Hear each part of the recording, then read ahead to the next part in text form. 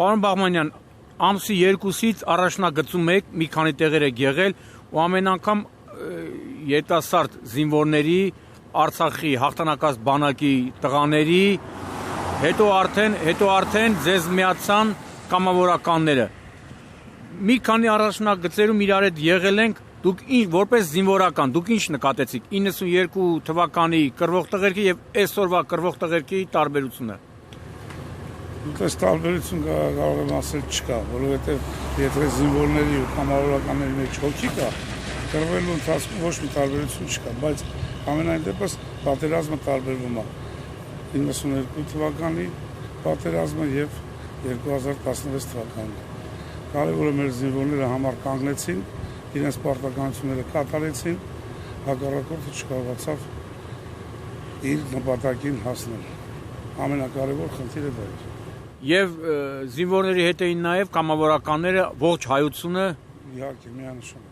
Դուք դա նկատել եք, էլի, անընդհատ, որտեղ դուք այնտեղ զինվորներին ասում եք, էլի, որ տղերք ձեր թիկունքին ժողովուրդն է։ Այո, ամբողջ ազգն է։ Մեր թիկունքին, բանակի թիկունքին ազգն է կանգնած, հայ ազգը։ Եվ դա այս ընթացքում երևաց։ Հիմա մարտական դիրքից դուք ինչ կոչով կդիմեք ժողովրդին։ Որ ժողովուրդը խուճապի, չմատնվի,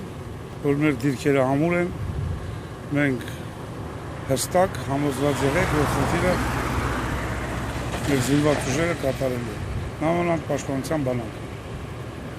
Որտեղ ես ապրել։ Ջերվեժ դու։ Թումանյանցի եմ։ Քաղաք։ Դու սաղ Երևանցի։ Հա։ Եղեգնազուր։ Ահա։ Կազմից եմ, հիշարի։ Ում։ Ֆաֆի։ Ֆաֆը ո՞րն է։ Ֆուտբոլի։ Օй, ես որը հիշեմ է օրեկաներ։ Վեշտի գալիս էր, մեզ դկարու բեյ։ Հեն, ինչ ունես ասելու։ Մենք Տնեցոնց, դուխները տեղն է։ լավա, սա։ Ամենից լավը ալալու։ Հա։ Լավա։